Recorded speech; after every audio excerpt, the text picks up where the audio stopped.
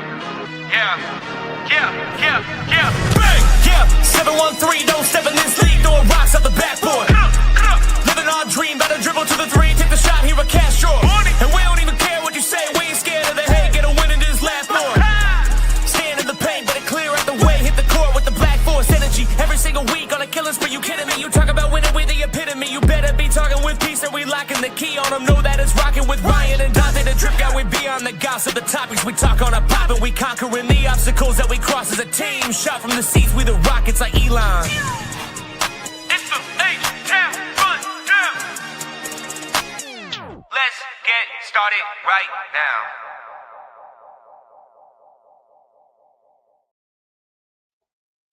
This is the H-Town Rundown, Houston Rockets basketball podcast. I appreciate you guys jumping on today to listen to us yap as per usual. I got our boy AK here, and it's me. We're going to do a little two-man show on tonight.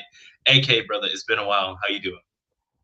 Well, today I'm going to be Cowboy Infinity, man, but I've been great, bro. I've been great. I've been awesome because I have removed certain emotional attachments from my Rockets in order to save myself stress. So, with that being the case, I'm doing great. How about you, bro? What's happening on your end of the world, bro? They say stress is a killer, and it looks like you're up and coming on that. It's good to see you avoid those said attachments. I'm great, man. The sun is shining in Iowa. And by that, I mean it's a blizzard right now. If my mic sounds goofy, that's what's happening. Is we got winds like 45 miles an hour right now. It's snow all over. It's Iowa, though. I don't know. I mean, it's crazy. It's crazy. Oh, Canada, our home and native land. That's the only part of y'all's national anthem I know. I know Iowa's in America, but for all intents and purposes, Iowa is Canada.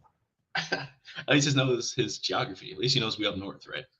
Hey, I bet y'all got maple corn over there too, don't you? You said maple corn. Maple cornfield. Hey, low key kind of sound fire, bro. Like some maple cornbread. Hold on, I might be on to something. Hey, don't steal his idea. All right, watch out. Better patent it first. We chilling though. We chilling. We got a couple things we want to talk about today. So we got Pelicans game we want to review. Finally, a solid win under our belt. And by solid, I mean solid. And that was kind of that. We got a Lakers game we want to preview, but also, you see the title, we want to get a temp check of how it's going. We did our midseason preview already, or midseason review. However, I feel like getting some real opinions from the fan base and checking around the area, right? I think will tell a better story as to how the Rockets are really doing versus just looking at it from a pure statistical standpoint. So, AK, man, this Pelicans game, right, was interesting. We did win, which is good, by 2. Thank you, Kevin Durant. We won 107-105 in a very, very tightly contested game led by DeJounte Murray and Zion Williamson. Yikes, yikes, yikes. AK, what can you tell me about this damn game? I know that the score was a lot tighter than people wanted it to be, but all things considered, man, they got DeJounte Murray back. So, I mean, he's kind of their, obviously he ain't their best player, but he's the engine to, I wouldn't even say the engine to the offense, but he makes everything else make sense on our offense, if you know what I mean. Yeah. And with him being back, he just makes everybody better, bro. He makes them better. They play differently. They play a lot more pace. They play faster. They shoot more threes. They shoot better overall. They play a little smaller, which is okay. But on the other end, the Rockets decided to go small too to counteract that, with Sengun being out with the back injury, which they said is a lot more than just the back. Shout out to LaShard Binkley. Apparently it's the back, and there's a bunch of other stuff too. A bunch of aches and pains because of Eurobasket or whatnot. But whatever it is, hey, Alpy, get well, get healthy. Just, rest up. If that's the problem, then go get healthy. But with Alpy being out, teammates had his back, teammates stepped up. I think the process looked a lot better this game. I saw a lot more ball and man movement off the ball. I saw guys getting off the ball and trying to get back open and relocating. I saw off-ball screens. I didn't see as much stagnation and ISO ball as we normally get. And let me tell y'all something, bro. Let me tell y'all something. Do you see a man Thompson with floor spacing? Do you see a man Thompson with 4 shooters out there? Do you see how he looked? Do you see how his floor game look a whole lot better? Do you see how the ball was snapping and moving around? Yeah, we probably didn't shoot as well as we probably should have, but did you like that process a lot better than what we normally been seeing? I did. I don't know if y'all agree with it, but I sure did. Numbers be damned, but KD had a hell of a game, by the way, man. Thank you. KD had a hell of a game. Reed Shepard had a good game off the bench. Amen Thompson looked like that boy. Well, we ain't gonna talk about DFS, bro. Hey, I got a question. I got a question real quick. Let me cut you. What's up? Why did we start DFS instead of Jabari at the 5 and run Reed, Amen, Tari, Jabari, KD? Why didn't we run that lineup? Why did we run this with DFS at the 5? I think we did it because I ain't gonna lie, bro. I am not trying to see Reed Shepard on DeJounte Murray. Okay. I'm not trying to see that, bro. I ain't trying to see that. DeJounte Murray already. He was giving Amen Thompson buckets. What you think he was gonna do to Reed Shepard? Well, on top of that, I think the defensive pressure that Murray provides there, because I think it was the first or second quarter, it was his first time subbing in, and he immediately got a turnover, right? And Ime started freaking out on the bench, right? Yeah. I posted immediately they need to make sure they're running high pick and roll or dump screens. You know, I call it the dump screen. It's the Christian Wood special, the fake screen and then cut over to the right? They need to be running a lot more of those so that way Reed can be passing, because they want him to do the pocket pass in between the two defenders when you have literally a pocket's worth of space, right? Instead of around the defenders. When he was doing the around the defender and getting it to KD, that looked great. Every time they blitzed him and they wanted him to pass in between the defenders, it did not look good. There were a couple plays with Capella where it looked good, but when they were hedging up really high and not offering any assistance, it didn't look good for Reed. I'm not saying that's a bad thing against Reed, but DeJounte Murray is a very high IQ defender. Like, maybe he's not as... He's a very good player in general, bro. Yeah. Maybe he's not... Very good player. He's underrated. Defensive monster he was when he was the all defensive guy. It's not the same. But his IQ didn't fall off. He's still a very high IQ like defensive player. And he made some really good plays, unfortunately. But and low key, I'm not trying to throw no narratives out there, but he would look good at the Rockets. That's all I'm saying. But anyway, anyway, I'm gonna leave it at that. He'll look good with the Rockets. But Reed Shepard's floor game I thought was okay, but I thought his shooting especially in that first quarter, that was really nice to see, man. I like that he was taking deeper threes. High pick and roll, I think, should be a staple for him, because now the defense has to the same way James Harden used to run that high pick and roll with the same Clint Capella. I mean, you come out high because it's either you bring that big man up high to prevent the deep three, or there's a nice little runway to the basket. So you got to pick your poison. That should be a staple when Reed Shepard is in the game. Who else I thought had a good game? Jabari had an okay game. It was okay, but he hit a big shot in that fourth quarter. A big 3-point shot. I was like, yeah, it's that Robert Ory special right here. Have a decent game, okay game, okay game. End of the game, bang, big shot, big three, big layup, big defensive play, something.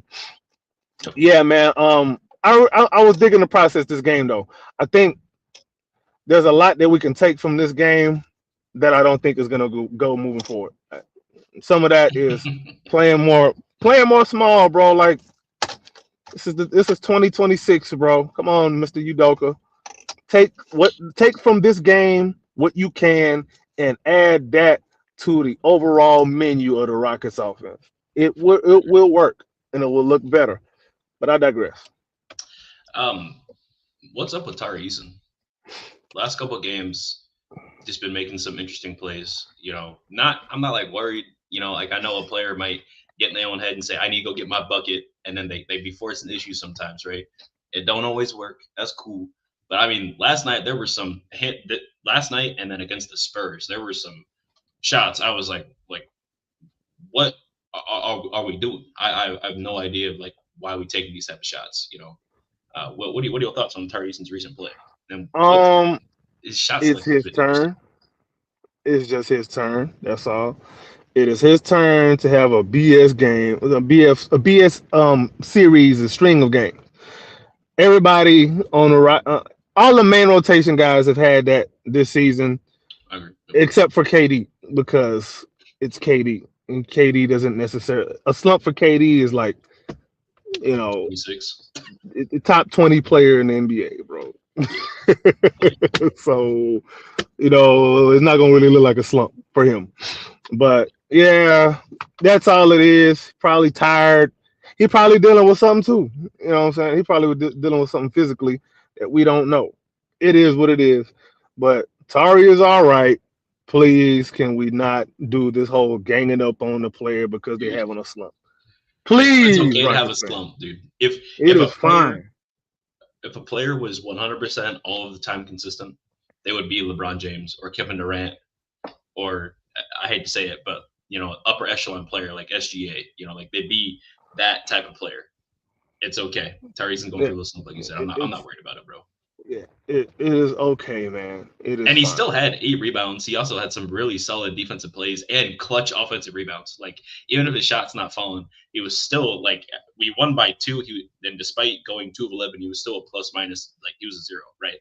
Don't care. Yeah. Like offensively, it wasn't great, but he made great plays when he needed them to. Same thing with Jabari, bro. Like you said, the shot was not falling, and then he hits that big shot. He had played great defense that like the last 4 minutes of the game. I was like, damn, great. Hey, Barry had a nice block on Zion that they hold him on and said it was a foul. Yeah. Man, you referees be snorting that nasty. They got money on the game, bro. They got money on the game, man. I'm telling you, dog. I'm telling you. Wait till that investigation come out. But anyway, yeah. Interestingly enough, Tari Eason didn't close the game. I thought that was actually the smart choice anyway, because Tari has kind of a propensity to let his energy and the emotion and passion that he plays with overtake his logic and smarts in critical points of the game. So I thought it was a good coaching move by Udoka to save him from himself and let him just ride it out on the bench and let Josh Okogie go in and do his thing, which ended up working out in the end. What else? Oh, I want to give another shout out to Amen Thompson because he hit a couple of threes this game. Shout out to that man for working on his game. He's been flashing a little bit of a midi as well as of late. I want to say probably over like the last 15. Flashing it here and there. He may get one up, here and there. He kind of started a little slow on the season, but he's been super consistent throughout the year. After that, he hasn't been overwhelming. He hasn't been a world beater. He hasn't been what people thought he was going to be. But I think he's been just fine.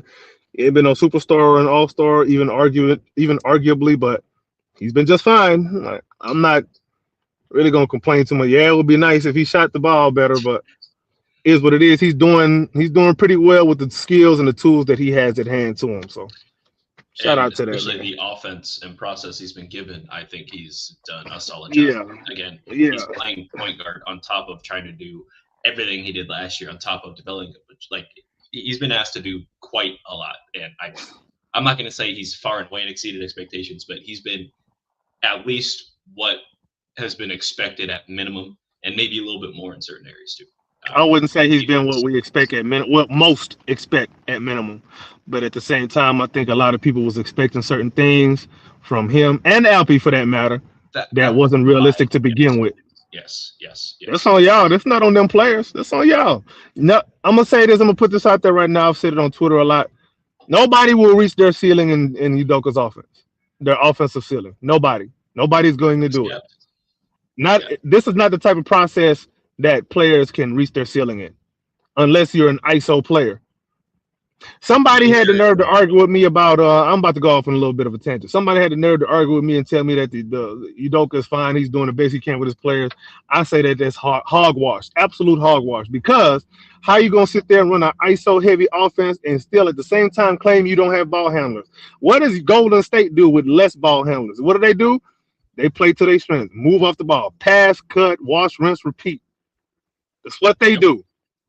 How does Draymond work in their offense, but we have issues finding Şengün at times? Right? He's a non-shooter, but he knows how to find guys, and he gets a bunch of assists. And if you go look at their shooting percentages, like three-point shooting percentages outside of Curry, ain't nobody really just killing it like that from three like that. You know what I'm saying? I mean, we got a lot of 36, 37%, but nobody's shooting 44, 45. Exactly. Like they don't have, like, minus Curry, of course, but Yeah. But I mean, that's a good point. I mean, and again, Draymond, a non-shooter, a guy who can get rebounds, play with high defense, and assist. I mean, Amen does those things, but he's way more crafty in the paint. He do a lot more. And then, I don't know. We need to find better ways. So let me transition to this, right? Temp check. Temp check. Are we hot or not? Because we sitting in that fourth spot. we're right? not hot. Not. We got 2 more wins than Phoenix right now, who has been without most of their starting lineup at multiple different times in the season. They've also had quite a few injuries. We have supposedly the better coach. Supposedly top 4 of the 5 players on our team are better than everybody else over there, which we know that's not true. Devin Booker exists. Jalen Minhot is March. But we've got two more wins than Phoenix right now, and they are sitting at the 7th seed. That's what separates us. And I'm not saying this to be revisionist history. I'm just saying, like, we are 2 wins difference in a highly contested bloodbath Western Conference. And that doesn't even show the rest of the league there. I mean, you can go all the way down. Even the Portland has got 32 wins. You know, not saying they're going to do anything, but like they got 32 wins. You know, they come out that play-in. What are they looking like? Right? Hey, man, So, we're I don't missing know. Fred and Steve-O, bro. All them extra possessions and non-turnovers. You know what I'm saying? That's the reason why we're underwhelming, which I think is hogwash. Because my brother, let me tell you, bro, if you just getting extra possessions just to waste them anyway, it don't make no goddamn difference in the first place, my brother. It don't. It don't. I'm not saying that we wouldn't be better at all. Obviously, we would be better with 2 impactful players, but all it does is raise the floor. The ceiling's still low as hell. Like, we need to look at the ceiling, bro. Like, the ceiling and the floor don't need to be close. That's called being claustrophobic, bro. Okay, so in this, as I've been calling it now, military ball, right? If you aren't doing this and this exactly at this time, you're on the bench, right? Def Jam Reed. Vendetta. Reed was 1 second away from getting benched. If Ime would have called a timeout right there when Reed got that turnover, Reed would have been benched for the rest of the quarter immediately. And we have seen that, where Reed will not make a read exactly what he needs to. And I mean, he's a second-year player. I'm not expecting him to make all the damn reads in the world. He's not going to, you know. Fred didn't last year. He did not last year, right? But I digress. We're not making some of those reads right now. And Ime is punishing for him actively, despite him being our second-best shooter on the team. Maybe Jabari, but I think it's Reed as our second-best shooter right now. Yeah, it's Reed, bro. It's Reed. It's not Barry. It's Reed. And probably our second best playmaker on the team, including Fred, right? And like you said, that's not a ceiling thing. That's a floor thing. Yeah. Probably what not a you great don't thing to do is floor. What you actually do is ceiling.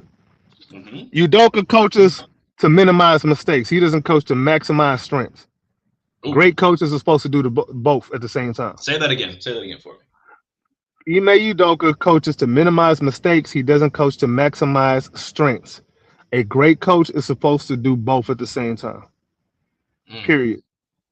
That's not happening. There is not a soul in the fan base with a peanut-sized brain that should be able to disagree with that. If your brain is the size of a little peanut, you should be able to see that. 100%. But if you can't see that, look at how they utilize. Look, I mean, the only person you could say benefits Steven Adams. And A floor guy. Fred VanVleet, right? A floor guy. At best, people say Fred VanVleet's got championship experience and all that. What was he doing when the Raptors won the championship? Six Where was man. his spot on the team? Backing up Kyle Lowry, a real point guard. He takes over. Did they go to the playoffs at all while he was their starting guard? No. Okay. What happens? They're gonna say, "Oh, he made the All-Star game in the week East." Congratulations. What happens when Fred VanVleet leaves the Raptors? They go to the playoffs in 24. Have you seen how they playing now? Huh. I know we just beat them, but have you seen how they playing?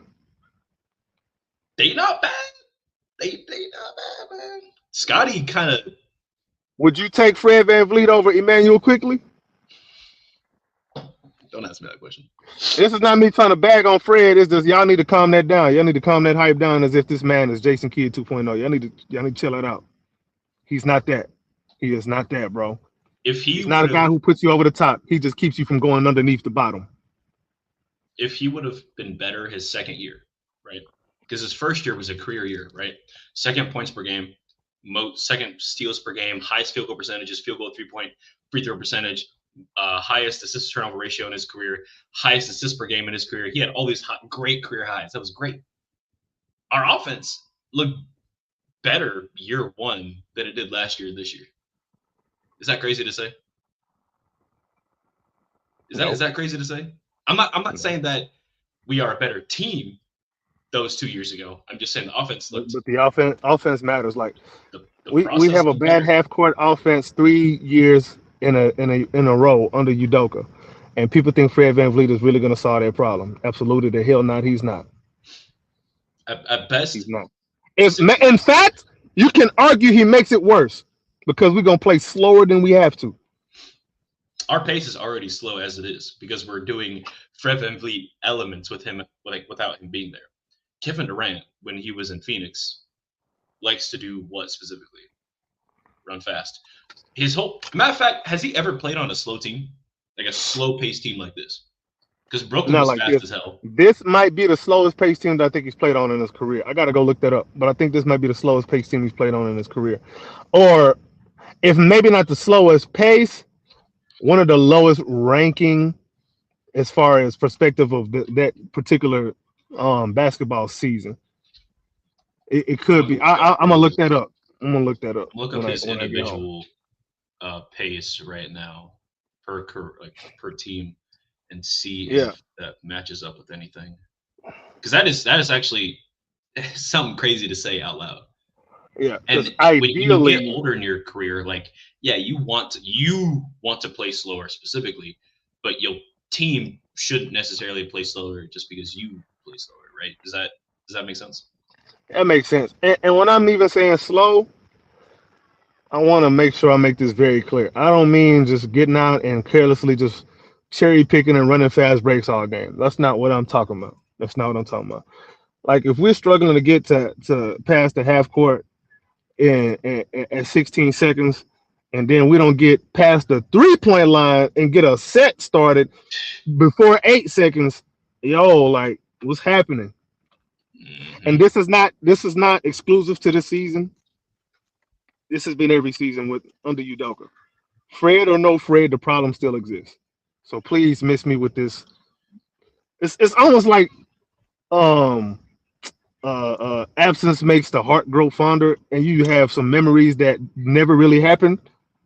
Like, bro, we was complaining about the same things last year with Fred. Like, get off the gas, bro. But anyway. No, you're absolutely right. I don't understand where this infatuation comes from. It's excuses and hedging. Okay, so this might piss some people off. In this season, when they were talking about signing Kevin Durant, they announced Fred VanVleet's injury, kind of around that time, and then Steven Adams, like, this is going to be the team, whatever, they're hyping it up. And then they mentioned Reed Sheppard being like, yep, he's going to be the direct backup to Fred. Since Fred isn't here, he's going to be the point guard going forward and all that. And they mentioned dabbling Amen Thompson in point guard duties. Okay, they lied to us, obviously. Like that was pretty sure. Amen has been running point guard for most of the season, unfortunately, and Reed has started 8 games out of the 50 or 60, ish that we've played. Not a great ratio as to what they said, during the Media Monday, right? Way back, right? And So you saying what they saying and what they doing ain't matching? Ain't matching up. And I mentioned, right? Go back to the Media Monday video. I mentioned that they are selling us high and then going to lower our expectations as we go on, because you always want to start every season strong.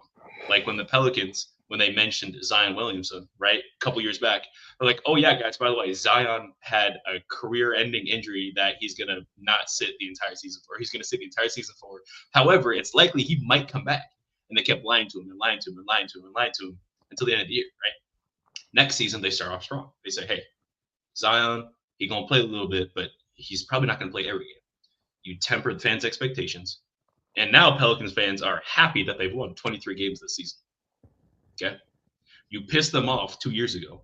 They were hot. They were red. I saw people burning jerseys this year.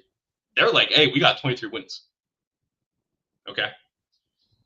The Rockets fan base is so pissed off right now. All hot, looking for who to blame, who the next scapegoat is. Because they were told expectation at the beginning of the year by the front office, knowing they were selling you a lie, bro. They just sold you a 2002 Honda Accord to a single mom, knowing that transmission going out tomorrow. Damn. That was very specific, bro. They know. Well, they knew. But it was their job to sell the product because that's what gets sales. So can I ask you a question, bro? Yeah, by all means. All right. Let's say we won. How many wins we at right now? 40? 41. Took us long enough. All right. Let's say we was at 34 wins, but you seen hella growth from Amen, Reed, Jabari, and Alperen Sengun. Even with KD, how would you evaluate the team from that, bro? And when I mean like growth, I'm talking about, okay, Alperen Sengun made the All-Star without having to be an injury replacement. What's the name? Amen Thompson would have made it as maybe an injury replacement, and then guys like Jabari and Reed Shepherd are looking like most improved candidates, all at the same time. Even though we won less games, but those guys are looking more like, hey, one of us want to get this torch from KD. So, 2-part answer. One, how did they sell that at the beginning of the year? Because it don't matter where you are right now unless your expectations were tempered in the beginning of the year. Because rational people would say, okay, well, we're shit. However, here's growth, but I'm still pissed off we're shit, right? Generally speaking, if I'm told something, and yes, I can take away positives and say, oh my gosh, like, yes, we're going to be set up for the future. We're going to be okay without Kevin Durant. But why did we sign him would be my big question then. You know what I mean? Like that would be my question. Okay, so what are we going to do with Fred VanVleet? What about Steven Adams? Whatever. I would be okay with the growth. In fact, that is kind of what I expected this year, was to take a minor hit in wins, but also show our guys growing. And like Reed Shepherd, in my opinion, I'm writing an article about Reed Shepherd being most improved player. He's got a pretty good case right now, statistically, advanced and regular. However, I digress. The rest of the team hasn't shown that same growth. If anything, this is the worst year Sengun has played with Ime, in my opinion. And this is not phenomenal. Like, that's not up for debate. I don't really give a about this All-Star. Like, I don't care, But what I am saying is expectations from before were not tempered. And now we got a problem because we've only got 41 wins, right? Even if we got 7 less wins right now, say all things considered right now, we sitting up the 8th seed tied with the Clippers. That started 6-21, right? They now got okay. Now imagine that. Okay, we'll be an 8th seed, but we'll be a playing team. But at the same time, with the way that these guys would have grown, you would feel more confident in them in the playoffs. Yes. As it stands now, it's almost like we are squeezing blood out of a rock. We are squeezing every win we can out of these guys. You got KD playing stupid minutes. All these guys playing some crazy minutes. We got a short rotation, and anybody who is not a coach favorite got a short leash. Like it doesn't seem like progress. You know what I'm saying? It just seems like it's stagnation. Just doing enough. Like trying too damn hard to not do enough. That's what it kind of seemed like now. I mean, high school, you study for exams, right? I don't know about you. I can't study. I suck, right? At the end of the day, I would try. I would do my best. And anytime it come to math, I suck. I'm going to get a C at best. It don't matter how hard. And I'm going to try too damn hard. Damn shame. Still be average. That explains a lot, bro. Shut up. Shut up. But I'm agreeing with your point. And I see it because we're doing a lot to be, hey, we're going to win 50 games. But then Kevin Durant is going to be, I'm not saying he's going to be gassed, but dude, 47 years old, playing 37 minutes a night. I go up and down my stairs and I'm fat and I'm already out of breath. I don't know what this superhuman going to do in the playoffs, right? Yeah. Amen Thompson playing the second most minutes in the league right now. Jabari Smith Jr. playing the 11th most minutes in the league. You got three people a lot, bro. in the top 12 for minutes per game. That is, in my opinion, that's crazy. That's how you get injuries in the off season, like Fred VanVleet, because you know what they're gonna do? They're gonna take a bit off. They're gonna be like, damn, playoffs done. I need to chill out for a minute. I need to relax. I just got done. Look at Alfred Sengun, bro. Yep. We ain't gotta go that far to Fred. Alfred Sengun ain't been looking the same right now as it is. And that includes, his off season, not just off season training, but he played for Turkey. Off season. Yeah, I'm including that. Like that. So I don't know. There's a lot to take away there. Final thoughts on temperature, and then move on to Lakers real quick. I don't know, man. I really don't know how to feel, bro. I just feel like we don't know. Yeah. On a scale of freezing, like Iowa, to Texas hot, where are you at? Man, I'm below lukewarm, bro. I'll say that. I'm cool. I'm not cold. I'm cool. Okay. A little wind gust kind of pisses me off. I need a windbreaker. You know what I'm saying? Bring your jacket. Yeah, I probably need a little hoodie, actually, because I hate cold. So I'll probably walk around with a little hoodie, man.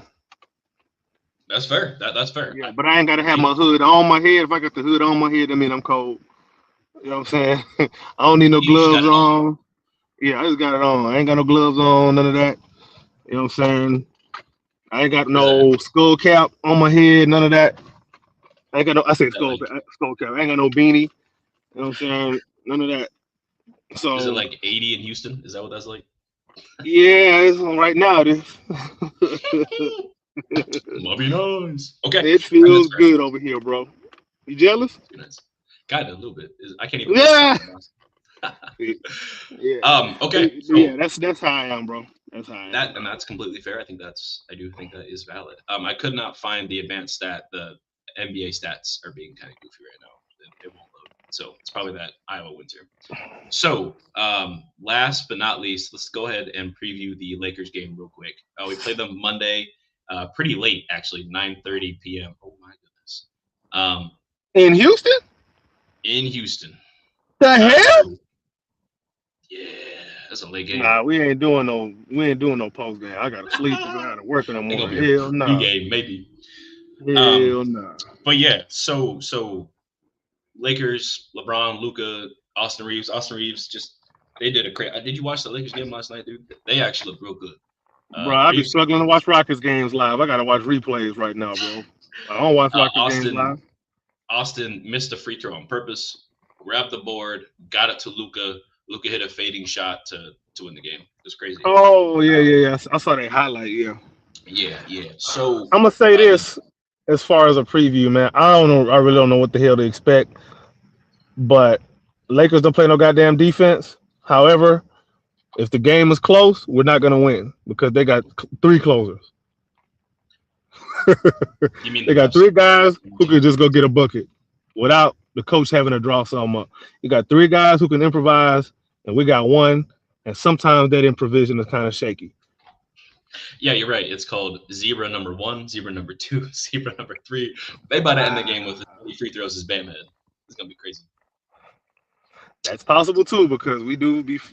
They might actually call out with fouls this time. So yeah, man.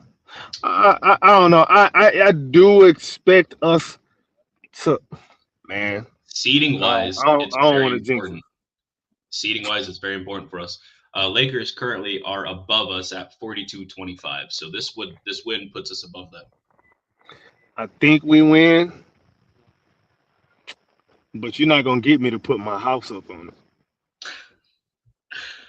All right, final score.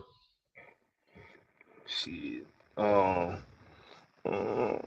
probably be a close one. I'm gonna get a Rockets the benefit of the doubt, man. 121, 118 Rockets. Is Alperen Sengun playing? That's a good Do we question. know? As of right Is there now, anything he's on that? currently he is on a game time decision. So that All probably right. means no. Let me tell you what's gonna happen, bro. We're gonna win a close one with Alpy probably being out, but Clint Capella is going to outplay DeAndre Ayton off the bench. That's not hard. That's not hard. Capella, you better put up that tweet. Ayton said, he said, "I'm no Clint Capella. You better put that tweet up. You better work out hard as hell. And then when you see him, better be blood in the water." I'm not gonna lie. I'm gonna be realistic on this one. I think we lose it. I honestly think Lakers scoring 120. I think we're cracking 108. It's gonna be a tough. But Lakers don't game. guard nobody, bro. They don't Nobody guard plays nobody, defense over. and we can't score when no one can guard us anyway. But hold on. This ain't me slighting the Alperen Sengun, but our offense process look a whole hell of a lot better, and we finna go up against some Swiss cheese. I'm looking at Amen Thompson to do some dirty things to Austin Reeves and Luka. And who the hell is guarding KD? You're right. See what I'm saying? And who the hell gonna guard Reed Shepherd? Reed Shepherd having a 30 ball tomorrow. You hear me? All right, everybody go to FanDuel right now. At the over on read points, put down $20. You're gonna win at least. I don't know. I'm not a FanDuel guy. Actually, I am. I lied. Yeah, Reed Shepherd gonna have a little game tomorrow, man. Tari gonna have a little bounce back game. DFS is going to hit a shot. You know what I'm saying? It's against his former team. You know, maybe he'll have a little energy. We always know Jabari likes to play against LeBron and the Lakers. He said, "Yo, you played against my dad." You know, Jabari like to. Jabari might have him a nice little game too. Jabari plays Ain't okay gonna lie. against Lakers, especially with AD not there. I gotta say this too. Have you been seeing how Jabari been moving lately, bro? With the ball? You seen that? What's that word? Improved. It looks. Hey, I gotta dial back something, saying that these guys look kind of the same. Jabari, skill wise, you could tell he's more skilled. You could tell he's been putting the work in. You could tell he's added to his game because he's making some shots off the dribble right now, baseline, turn fades. These things look good. Hey, you know what I'm saying? Of? What's that? That player he was advertised because he's getting opportunity to take these shots. It looks good, bro. It looks good, especially when he's when he's playing without effort to go. All right, guys, that's it. AK, where can we find you, bro? Oh man, you say what? Where can we find you, bro? Oh man, you can find me at AK Infinity _Infinity. Nah, what the hell is my Twitter handle again? It's been so long, I forgot. AK Infinity _ VVS. Yeah, on Twitter. Yeah. I don't remember, bro. I'm cooked right now. All right, guys, go ahead and look down here. Figure it out, bro. I'm not hard to find.